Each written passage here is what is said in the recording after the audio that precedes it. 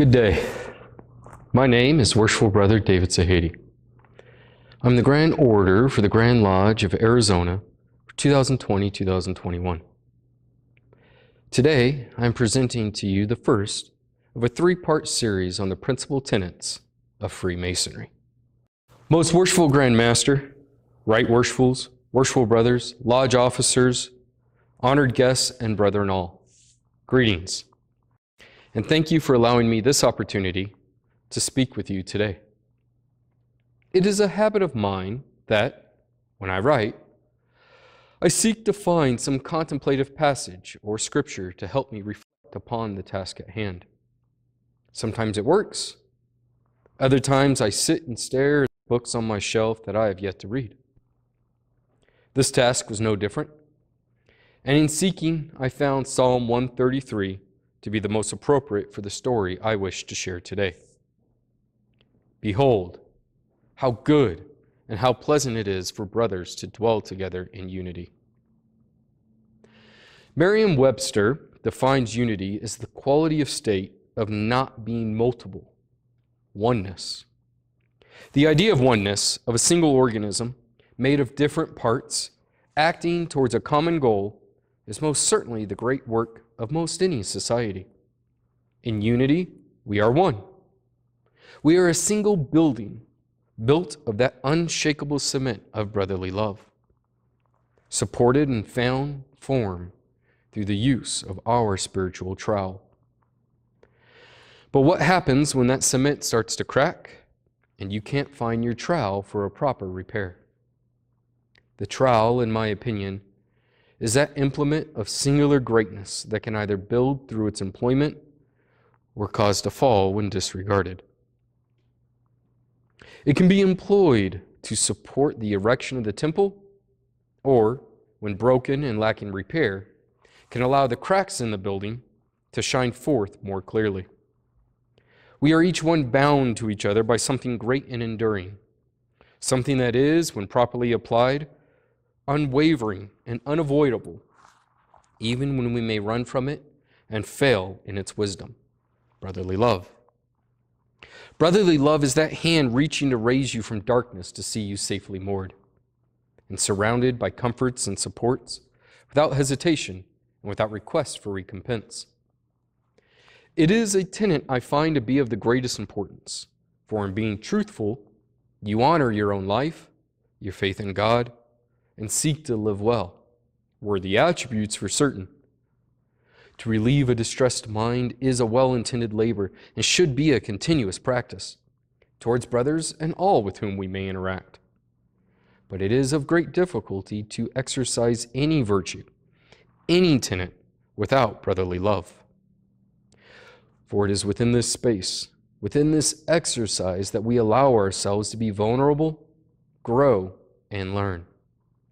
By forgetting our own selves, we allow ourselves to learn more from one another.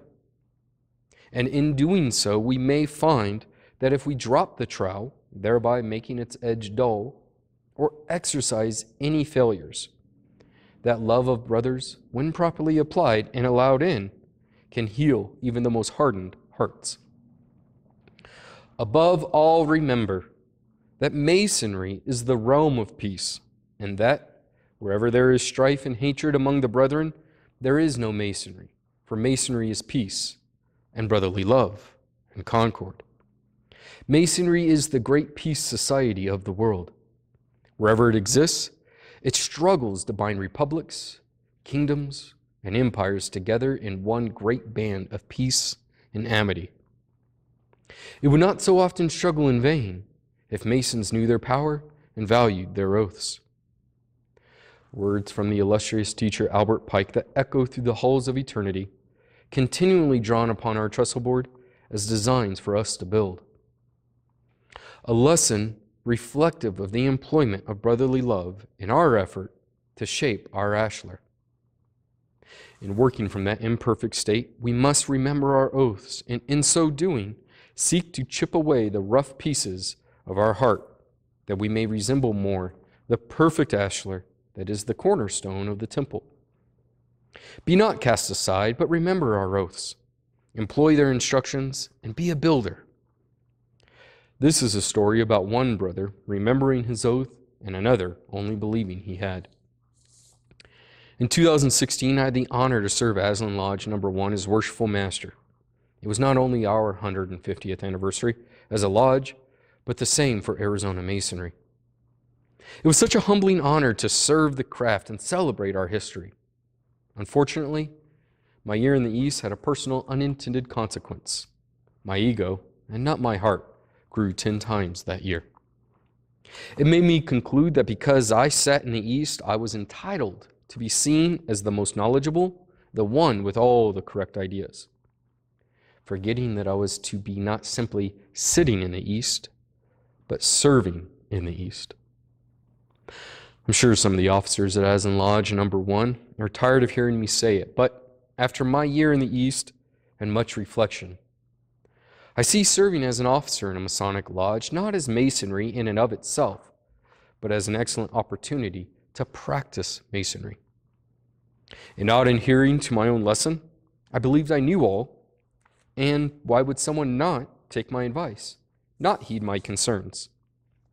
Instead of reflecting, I offered unsolicited counsel that would only lead to unintentionally opening a wound otherwise believed healed. I saw a problem of which I can't even recall now, and felt obligated to help resolve it because I didn't realize how much I was struggling to take the hat off. And so I engaged in supporting contention that would ultimately lead a brother who had served the craft for decades to be harmed by Masonry.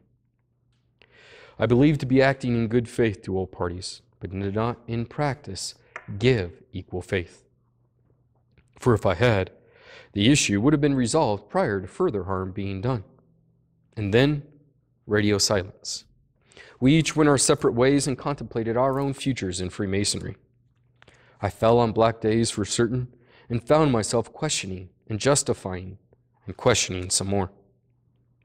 But I continued to reach the same conclusion. I was not justified. In reality, I personalized and saw monsters in the shadows where none existed. And so, there was nothing left to do but either quit Masonry or begin again to practice Freemasonry. So I polished my trowel, sharpened my compasses, and went to this brother to show him my broken square. He accepted a meeting without question and without reservation, rendering me every kind office dictated by the situation. And when I laid out all my thoughts, my fears, and my regrets, his first words out of his mouth were not condemnation or vitriol or angry in any manner. Instead, he simply offered a prayer for my health and apologized that he was not able to relieve the pain with which I was experiencing. I was caught off guard. I was prepared to hear all the ways I had wronged him, but an offer of support and a prayer? It wasn't that I didn't think him capable of such a response. It was that I felt I didn't deserve it. I felt I had practiced so poorly my Masonic responsibilities that I did not deserve his well wishes. But on this day, I was shown Freemasonry in practice. Here was a brother exercising his oath and sharing brotherly love. This demonstration was filled with such care that I became emotional before this brother, which he allowed to pass without judgment, and then we spoke for hours longer about how we all make mistakes. But if we seek to grow in Masonry, then we must act as Masons and make the application of all the Masonic implements our daily practice. You see, I thought I was going to him in practicing brotherly love, by acknowledging where I felt I had done him wrong and sharing how I intended to right wrongs. But it was he showing me a greater expression of the first of our three great tenets through an act of forgiveness and vulnerability to allow us together to repair and begin again to build our Masonic temple. We had forgotten how to dwell together in unity because we all thought we were coming from the right place and confident that we were doing what was right for the craft. But I was not speaking as a we. I was reminded by the love expressed through the whisper of good counsel and a faithful breast that it is not about me. It is and has always been about us. I am confident that we all have a friend, a worthy brother that we may not see as worthy. To paraphrase Maya Angelou, an accident of birth does not make one our brother. It makes them siblings through shared parentage. Brotherhood is a condition people have to work at. We may each one have a brother who, in our past or present, we have either harmed or feel has harmed us in some way, that our emotions were ignited with such passions that we believed ourselves to be personally attacked, and no amount of circumspection could resolve you being more than simply brothers in name only. Hate among brothers has leveled empires. It causes only chaos among the craft. It leads only to instability and erosion of our foundation. To free ourselves from such ruination, we must make the exercise of brotherly love in its fullest splendor our constant practice, and contemplate on this tenet, so that the reformation that may come from our philosophies may show the world that in so doing, we have become better men. Through the exercise of brotherly love, we allow ourselves to be vulnerable, and through this vulnerability, we listen and allow ourselves to be present with a brother, without reservation in our hearts or minds. It is not easy, but it is of great import to the whole of the craft. Be open, be honest, and demonstrate the fidelity and trust that should be the unswerving practice of every Mason, not only in our hearts and minds, but in our action. And in this action, we can fill in the cracks, smooth out walls, and continue our contribution to the sacred band. We may find joy, we may find pain, but we will find Masonry.